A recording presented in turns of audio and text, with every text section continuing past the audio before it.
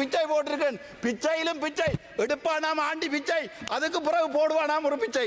இது இன்னொரு ஜோக் ஒன்றை சொல்லுகிறேன். ரைட். உள்நாட்டில் இடம்பெயர்ந்தவருடைய வீடமைப்புக்கு 1500 மில்லியன் ஒதுக்கியதை போன்று அதே போன்று நீங்கள் உங்களை பார்த்தால் தெரியும், எங்களுடைய இன்றைக்கு ஒரு பேப்பர் கூட வாசிக்க தெரியாத எம்பி மேரத்தான் கொடுத்திருக்கிறார்கள் எங்களுடைய தமிழ் மண். ஏனென்றால் அனுரகுமார திசாநாயக்க இந்த 13 எங்களுக்கு ஏதாவது செய்வார். 13 நாங்கள் இப்போது சிங்கள மக்கள் நீங்கள் எங்களுக்கு போடும் பிச்சை 0.1% அதாவது 0.1% உங்களுடைய மொத்த எக்ஸ்பெண்டிச்சரிலே வடக்கு. ගරු රාමනාදන් අර්ජුනා මන්ත්‍රීතුමා ඔබතුමාට විනාඩි 12ක කාලයක් ලැබෙනවා. කොච්චර සර්? විනාඩි 12යි. Thank you. Good afternoon, my dear colleagues and chairperson. Thank you for offering this moment to speak on this parliament regarding the budget speech. First of all, I would like to thank NPP government for providing and starting us new initiatives such as digitalization, innovation and entrepreneurship and rural development, primarily focused on the healthcare of the rural development. So, but unfortunately, සමහර දේවල් මට කියන්න වෙනවා. මේ රටේ දෙමළ ජනතාව කියලා සිංහල ජනතාව කියලා ජනතාව දෙකක් තියෙනවා. ඒ දෙමළ ජනතාව ඇතුළත තමයි මුස්ලිම් ජනතාවත් අපි ගණන් ගන්නෙ. එතකොට අවුරුදු 76 හිස්ටරි ගැන අපි කතා කරනවා. හැබැයි මම දැක්කා දැන් ආණ්ඩු පක්ෂයෙන් නම් විපක්ෂයෙන් අත්ති කරනවා, විපක්ෂයෙන් නම් ආණ්ඩු පක්ෂ අත්ති කරනවා. හැබැයි කවුරුත් පරණ දේවල් කතා කරලා ඉස්සරහට ගෙනියන්න අපේ රට ගෙනියන්න පුළුවන් මොකක් හරි බෙඩපිරිවෙලක් ඇදුවා කියලා අපි විශ්වාස කරන්නේ නැහැ. ඒකට හොඳ උදාහරණයක් තමයි අපේ කමියුනිටිස් දෙකකට මැදේ කොමියුනිකේෂන් ગેප් එකක් තියෙනවා. ගොඩක් වෙලාවට උතර ඉන්න ජනතාවට සිංහල කතා කරන්න බෑ, දකුණ ඉන්න ජනතාවට දෙමළ කතා කරන්න බෑ. එතකොට 1970 කාලේ මොකද වුනේ? අපිට කතා කරන්න දෙන්නේ නැතුව අපේ බෙල්ල මිරි කරා. එතකොට තමයි 1970 අපිට ලොකු විශාල ප්‍රශ්නයක් වුණා. ඊට පස්සේ 1983 මොකද වුනේ? 1983 අපේව මරලා දැම්මා, කෑලි කෑලි කපලා දැම්මා. මම එකක් කියන්න කැමැති, මම පොඩි කාලේ ඉන්නකොට මම ස්කෝලර්ෂිප් කරේ 1993. ඒ කාලේ ඉන්නකොට මම කවදාවත් එක සිංහල මිනිහාවක් දැකලා නැහැ. එතකොට අපිට කියලා තිබ්බ මොකද්ද? සිංහල මිනිහා කියන්නේ බඩ මේම කරලා කන්න පුළුවන් ජාතිය කියලා තමයි අපිට කියලා තිබ්බේ. ඒ වගේ ඕගොල්ලෝට සමහර වෙලාවට ඔය මාතින් කියලා ඇති දෙමළ මිනිසු කියන්නේ බෝම්බේ පුපුරලා මාලිගාව පුපුරලා මිනිස්සුව මරන්න කියලා ඒ විදිහට තමයි ඕගොල්ලෝ හිතාගෙන හිටියේ. හැබැයි 2009න් පස්සේ අපි දැන් ජාති දෙකම එකතු වුණාට පස්සේ අපිට හොඳ අන්ඩර්ස්ටෑන්ඩින්ග් එකක් අවිලා තියෙනවා. දැක්කම බලන්න මේ පාර්ලිමේන්තුවේ පක්ෂ වුණොත් විපක්ෂ වුණොත් අපිට කතා කරන විදිය කොච්චර හොඳයිද කියලා. ඒ වුණාට අපේ ගම්වල ගියාම අපි කරන්නේ මොකද්ද? අපි ආයේ ජාතිවාදී ආවුස්සනවා, දෙමළ මිනිස්සු මරන්න ඕන කියනවා. හොඳ උදාහරණයක් තමයි අපි ජැෆ්නාවල තිබ්බා තයිටි කියලා පන්සලයක්. අපේ මන්දිරලා 6 දෙනෙක් ඉන්නවා, 5 දෙනෙක් කිව්වා ඒක කඩන්න ඕන කියලා. හැබැයි මම නම් විශ්වාස කරනවා මේ රටේ එක පන්සලයක කැඩුවොත්, එක කෝවිලයක් කැඩුවොත්, එක සර්ච් එකක් කැඩුවොත් ආයේ ජාතිවාදී උසන්න පුළුවන් කියලා මම විශ්වාස කරලා මම ජනාධිපතිට කිව්වා ඒ කරන්න එපා කියලා. ඊටු ටික මට දෙමළෙන් කියන්න කැමැති. ඒකින් අපේ පොලිටිෂියන්ස්ලා ගොඩක් ඉන්නවා. දැන් දැක්කම කවුරුත් නැහැ. ඒගොල්ලෝ ආවිලේ අපේ දෙමළ ජනතාවට කියන්නේ අපි කොහොම හරි දෙමළ වලින් ගන්නවා කියලා. ඒ වුණාට සිංගල පොලිටිෂියන්ස්ලා ගිහිල්ලා සිංගල ජනතාවට කියන්නේ කොහොම හරි අපි මේ එක රට එක ජීවිතයකට ජීවත් වෙනවා, උන්ගේ කඩා වැටෙනවා, උන්ගේ නවතනවා කියලා. හැබැයි වෙලා තියෙන්නේ අද ගත්තාම දෙමළ මිනිහා එක්කෙනෙකුටවත් හිතේ නැහැ රට දෙකට කඩන්න ඕන කියලා. අපි කවදාවත් හිතන්නේ රට දෙකට කඩන්න ඕන කියලා. මම මේ පාර්ලිමේන්තුවේ ඇවිල්ලා 77 days දවස් 77ක් මට කතා කරන්න දුන්නේ නැත්නම් එතකොට මට හැසිරෙන්න වෙනවා රස්තවාදී විදියට. එතකොට ඔන්න මේ එක්කෙනෙක් කිව්වා මට පිසු කියලා. දැන් අන්තිමට කතා කරන්න වෙලාවල් දීලා තියෙනවා. හැබැයි මම අනුරකුමාර දිසානායකගේ ආණ්ඩුවට එකක් මම සුදිවන්ද වෙනවා. මේ වගේ හොඳ බජට් එක අපිට දුන්නාට හැබැයි ඔගොල්ලෝට පපුව ටිකක් රිදෙනවා. මම ඒ ටිකක් කියන්න ඕනේ. ඔගොල්ලෝ කතා කරා ජැෆ්නා லைப்ரரி ගැන. யாழ்ப்பாணம் லைப்ரரியை பற்றி நீங்கள் கதைத்திருந்தீர்கள். 100 மில்லியன் ஒதுக்கி இருக்கிறதாக. அந்த 100 மில்லியன் என்பது மொத்த கேபிட்டல் டோட்டல் எக்ஸ்பெண்டிச்சரிலே அது மொத்தம் 1315 மில்லியன். அதிலே யாழ்ப்பாணம் லைப்ரரிக்கு ஒதுக்கப்பட்டது 0.076%. பிச்சை போடுவது போன்று யாழ்ப்பாணத்துக்கு ஒரு 100 மில்லியனை ஒதுக்கி இருக்கிறீர்கள். பரவாயில்லை. அதுக்கு பிறகு பார்ப்போம் உள்ளூர் வீதிகளை வடக்கு வீதிகளை நீங்கள் தருவதற்காக 5000 மில்லியன் ஒதுக்கி இருக்கிறீர்கள். இந்த புத்தகம் அவ்வளவற்றையும் வீடு கொண்டு சென்று வடிவாக படித்திருக்கிறேன். 5000 மில்லியன் தருவதாக சொல்லியிருக்கிறீர்கள். நன்றி, நாங்கள் அதுக்கு சந்தோஷப்படுகிறோம். ஆனால் டோட்டல் கேபிட்டல் எக்ஸ்பெண்டிச்சரிலே அவை 0.38 வீதம் 0.38 வீதம்.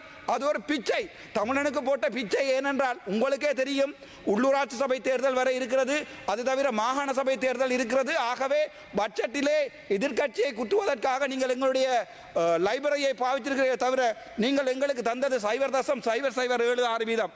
சரி, அதையும் வேண்டாம்.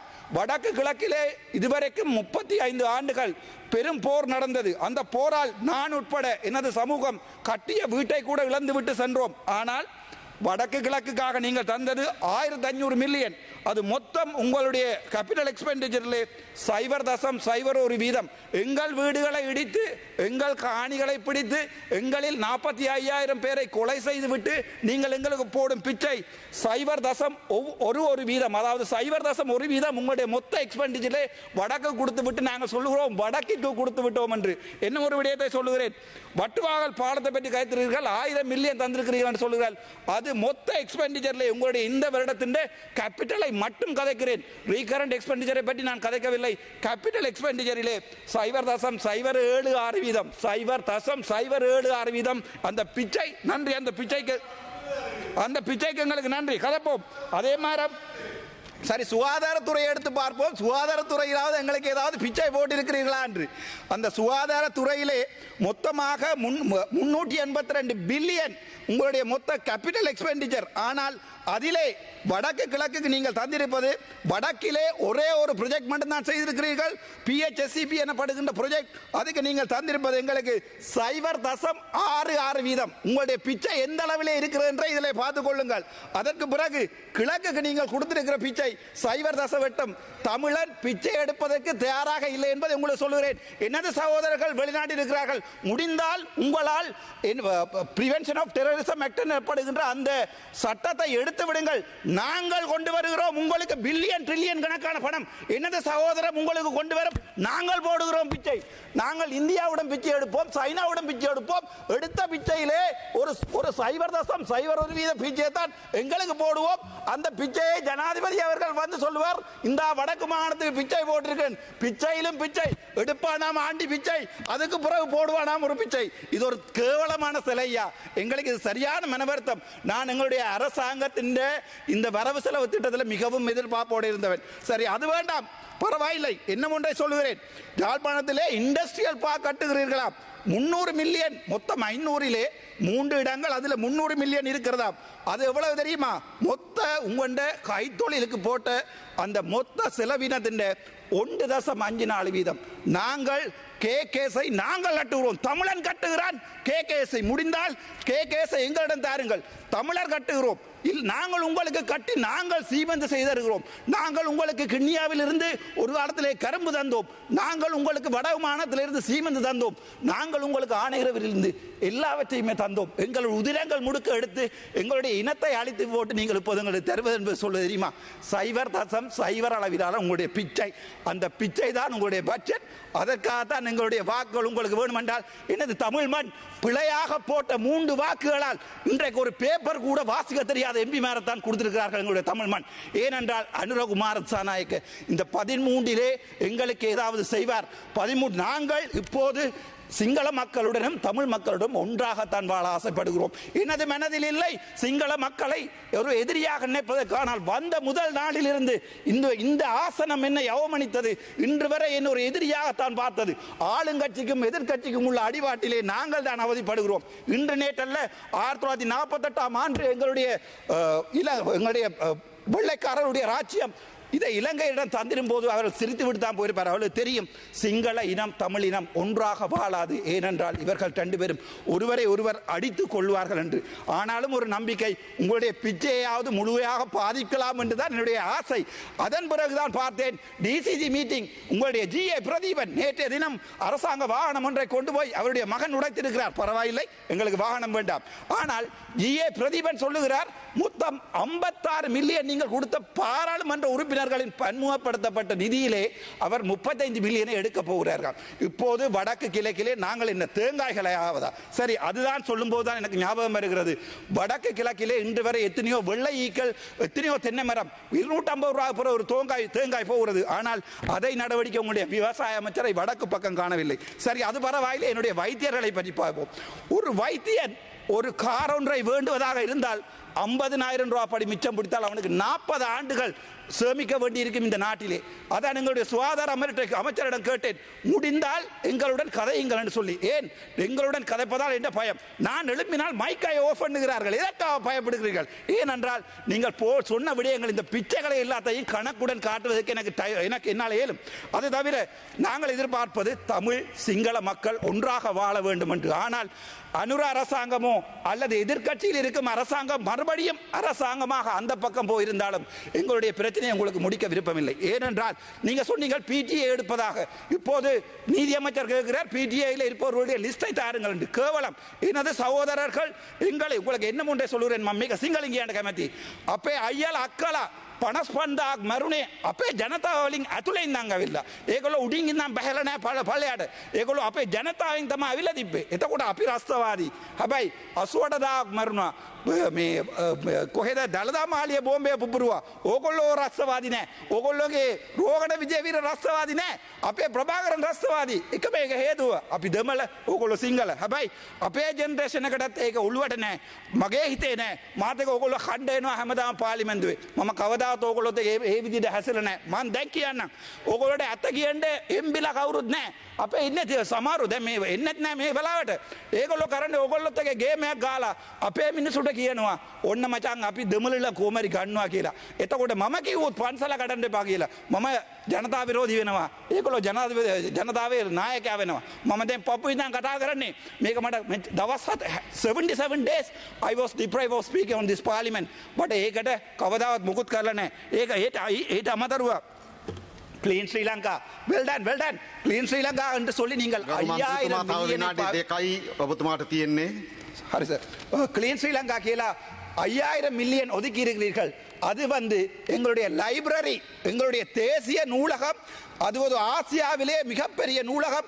விபுலானந்தர் தொடக்கம் மகாத்மா காந்தி எழுதிய புத்தகங்கள் இருந்த லைப்ரரியை எரித்த உங்களுடைய இனம் எங்களுக்கு போட்ட பிச்சை 1.2 வீதம். உங்களுடைய கிளீன் ஸ்ரீலங்காவிலே ஒரு தமிழனும் இல்லை, ஒரு முஸ்லிமும் இல்லை. எங்களுக்கு தந்திருப்பது 1.2 வீதமான அளவைத்தான் உங்களுடைய கிளீன் ஸ்ரீலங்கா எங்களுக்கு தந்திருக்கிறது. அதாவது மொத்த 5000 மில்லியனிலே எங்களுடைய லைப்ரரிக்காக நீங்கள் ஒதுக்கியது 1.2 வீதம். அதை விட பரவாயில்லை. இன்னொரு ஜோக் ஒன்றை சொல்லுகிறேன். ரைட். உள்நாட்டில் இடம்பெயர்ந்தவருடைய வீடமைப்புக்கு 1500 மில்லியன் ஒதுக்கியதை போன்று, அதே போன்று நீங்கள் உங்களை பார்த்தால் தெரியும், எங்களுடைய தீவகங்களிலே குடிப்பதற்கு தண்ணி இல்லாமல் எங்களுடைய சனம் இறந்து கொண்டிருக்கிறது. நைனாதீவா இருக்கலாம், டெல்ஃப்டா இருக்கலாம், கார்னகரா இருக்கலாம். ஆனால் திரும்பவும் சொல்கிறேன், உங்களுடைய தெற்குக்கான தண்ணி வளங்களுக்காக 61,234 மில்லியன் செலவழித்திருக்கிறீர்கள். அடிஷனலாக 20,000 மில்லியன் ஒதுக்கி இருக்கிறார்கள் தண்ணிக்கு தெற்குக்கு. ஆனால் வடக்குக்கு தண்ணி இல்லை. வடக்கிலே போடப்பட்ட இருநமடை குளம் இப்ப கூட காய்ந்து கொண்டுதான் இருக்கிறது. உங்களுக்கு எங்களுடைய மக்களுடைய வலிகள் தெரியாது. நாங்கள் உண்மையை கதைத்தால் ஜனதா விரோதி. நாங்கள் உண்மையை கதைத்தான். ஆனால் கேம் அடிப்பவர் முழு பேரும் உங்களுக்கு நல்ல பொலிட்டீஷியன்ஸ். நாங்கள் உண்மையை கதைத்தால் அது உங்களுக்கு முதுகு நோவும், அவர்களுக்கு இதயம் நோகும். அதுதான் உண்மை. இன்று வரை நான் சொல்லுகிறேன், எங்களுடைய இனப்பிரச்சனையை தீர்க்காமல், என்னுடைய இனந்த அழித்தை திரும்ப கட்டி எழுப்பாமல் நாங்கள் ஒருபோதும், நான் நினைக்கிறேன், நாங்கள் ஒருபோதும் இந்த நாட்டிலே நிலையான சமாதானத்தை கொண்டு வர முடியாது. இதே சுத்தியுடன் இருக்கிறேன். இன்று நேற்று நடந்த votingil கூட எனக்கு 85 வீதம் வாக்குகள் இருக்கிறது வடக்கில் இருந்து. முடிந்தால் உங்கள் எம்பி ஒருவரிடம் முடிந்தால் 85 வீத வாக்குகளை பெற்றுக் கொள்ள சொல்லுங்கள். நேற்று யூடியூபில் போட்டிருந்தார்கள் எனக்கு 87 வீத வாக்குகள் இருக்கிறது. ஏனென்றால் உண்மையை கலைப்பவன் තපරවේ සක්ස. එතකොට මම මේ පාලිමෙන්දුව ආවේ හොස්පිටල් එකේ ඉඳන්. මම පාලිමෙන්දුව ආවේ නැහැ කොඩි උසලා පොල්ලක් උසලා පාලිමෙන්දුව ආවේ නැහැ. දවස් 91කින් මම ස්වාධීනව ඡන්ද විරුලා මේ පාර්ලිමේන්තුව ආවේ. මම ඉස්සරහට එන්නවා නම් මම ඉස්සරහට මේකෙන් ඉන්නවා නම් මේ හොරු කරන්න ඔක්කොම ටික එළියට එනවා. හැබැයි මට කතා කරන්න වෙලාවක් දුන්නාට ගොඩක් බොහොම සිස.